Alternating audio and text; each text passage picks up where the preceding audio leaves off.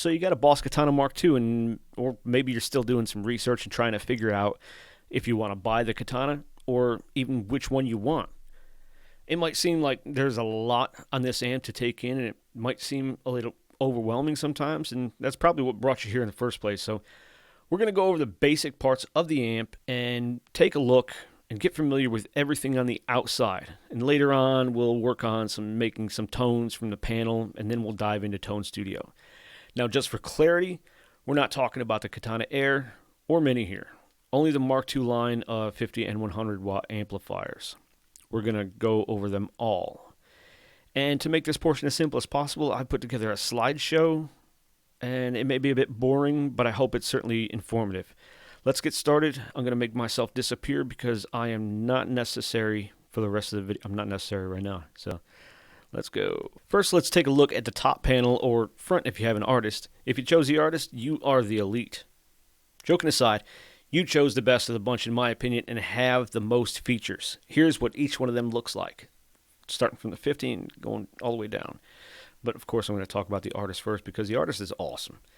As you can see, the artist down here has additional bank button right here, A and B, the cab resonance switch right here, and tone shape global EQ contour switch. The contour and global EQ controls are physically exclusive to the artist, but with the latest Tone Studio update, they are now available to all models in the Tone Studio, even if you don't have them on your panel.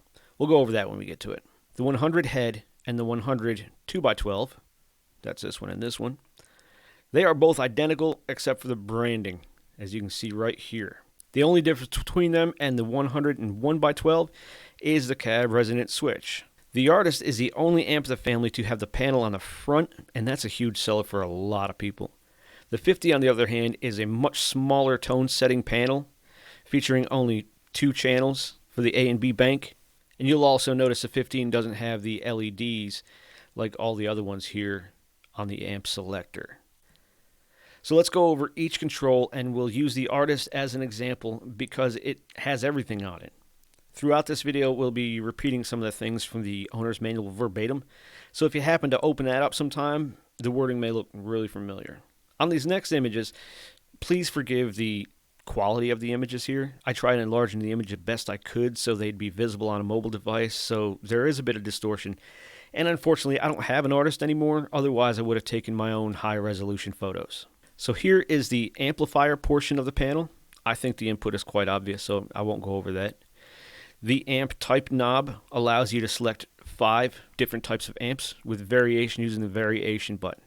The variation button just seems to make it brighter and a slightly boosted variation of the selected amps. Now, the acoustic amp is a dedicated acoustic guitar amp that supports connection of an acoustic guitar if you want to play an actual acoustic guitar through your Katana using this setting. The clean setting gives a nice clean and natural sound. In conjunction with the booster, it can be used for solo or lead. Crunch offers a fat sound that faithfully responds to the nuances of your picking. The lead allows you to cover a wide range from crunch to high gain sounds by using different gain settings. And finally, brown, a lead sound with an edge inherited from the Boss Waza brown sound. The gain knob controls the gain of the amplifier you have selected, while the volume controls the volume of that amplifier, and it kind of works in conjunction with the master volume. We'll talk about that in a later video. Now, next up is the EQ.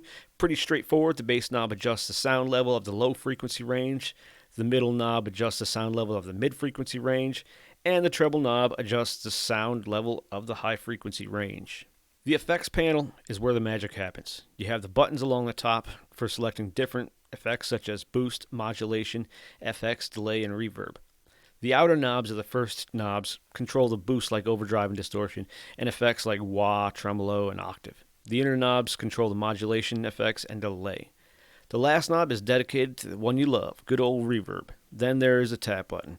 The tap button sets the delay time. When you press this button 2 or more times, the delay time is set to the interval between presses.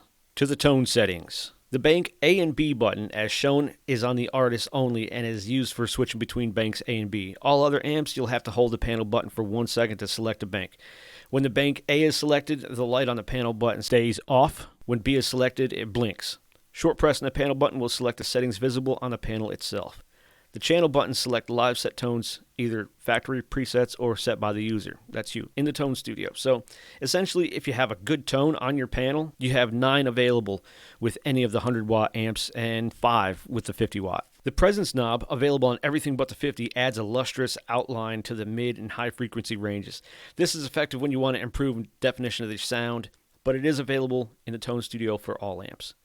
The master volume, you guessed it, controls the overall volume of the amp. We'll go deeper into a little bit of controversy debate on that later on. The solo knob and button, the button turns it on and the knob controls the level. The tone shape is also only available on the Artist, but can be used in Tone Studio on all other amps.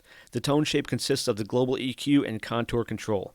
The global EQ button turns on the global EQ on and off and allows you to choose between 3 different EQ settings in green, yellow, and red. The settings can only be edited and customized within Tone Studio. Now, if you're not familiar with Tone Studio, it is the dedicated companion software to the Mk-II line.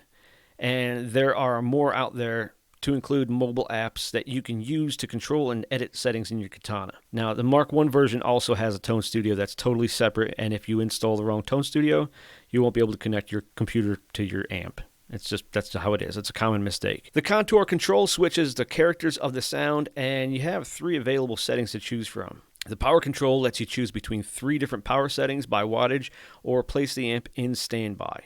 And lastly, the cab resonance button and power switch.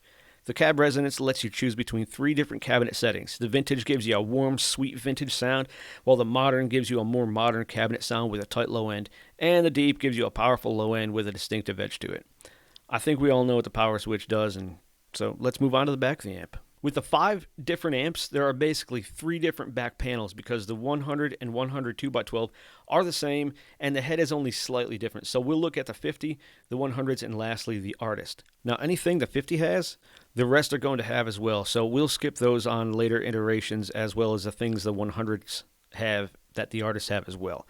That'll shorten things up a bit instead of going back over them. Starting with the USB port, this is where you plug your computer or mobile device into the Katana to either edit or record. Now, I'm not 100% sure about Mac, but if you have Windows 7 or later, the driver should automatically download and install once you plug it into the amp and turn it on. You'll have to have an internet connection in order for it to download the driver. Next is the auxiliary. That is where you can plug in any device with a 3.5mm jack and run music through your amp.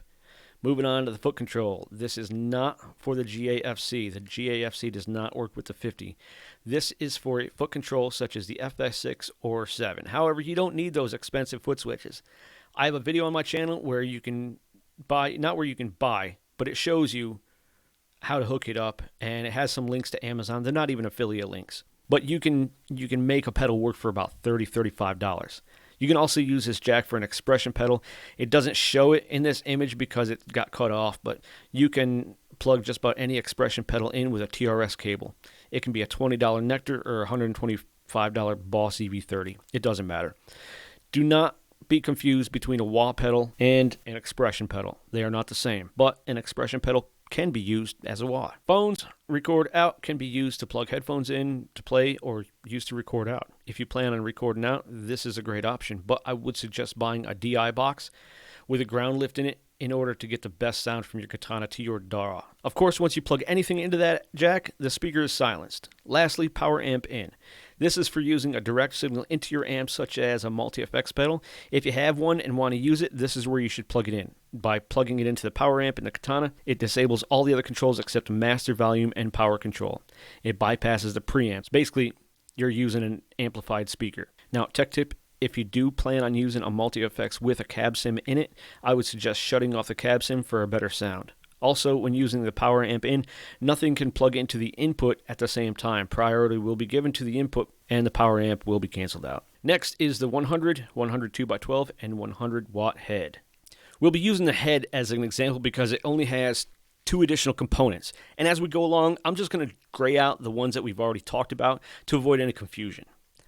With the 100 and the 100 2x12, you get an effects loop, return and ascend. Like any other effects loop, you can use these to run external effects such as time bass and modulations, or if you have your own pedal board, it can be thrown in the effects loop. It's too easy. The stereo expand works with the line out. With this, you can connect another Mark II amp from the line out of your master amp and to the power amp in the other Mark II amp. Once they're connected, turn on the stereo expand and it'll send your signal through the other amps as well. As we discussed with the power amp in, only the master and power controls will work on the secondary unit. The line out can be used to send a signal to a PA or mixing board. The amp volume controls the output of the line out. The master volume does not and can be turned down all the way if you just want to run the signal straight to the PA. Otherwise, you can play through both the amp speaker and line out device. The foot control GAFC jack can be used to connect a GAFC or GAFC-X. We'll get into the GAFC later on. MIDI in can be used to control the amp with a multi-effects unit or a MIDI foot controller.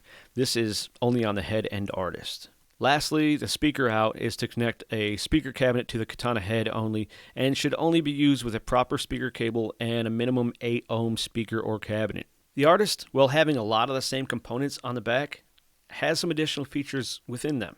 We talked about the stereo expand with the 100s, which you can also do with the artist, but wait, there's more. The artist also has what is called dual link, which requires another artist. What you do is you run a cable from the power amp in dual link to the primary artist. Okay, I'm going to get this out of the way.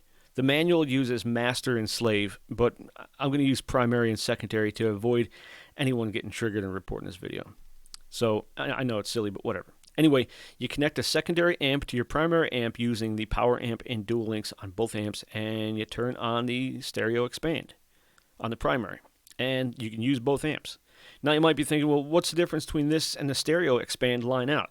I'm glad you asked because it's very different, and this is where the GAFC dual link comes in handy. Now that you have the expand dual link set up, you plug in your GAFC to the solo GAFC jack on your primary, and then you run another TRS cable from your expression pedal dual link jack to the GAFC jack on the secondary, and you can control both amps from one GAFC, and now you can create different tones on different amps. You set them up to coincide with the same channel, and you can run them together like a wet or dry mix in stereo, or whatever kind of monstrous sound you want to create.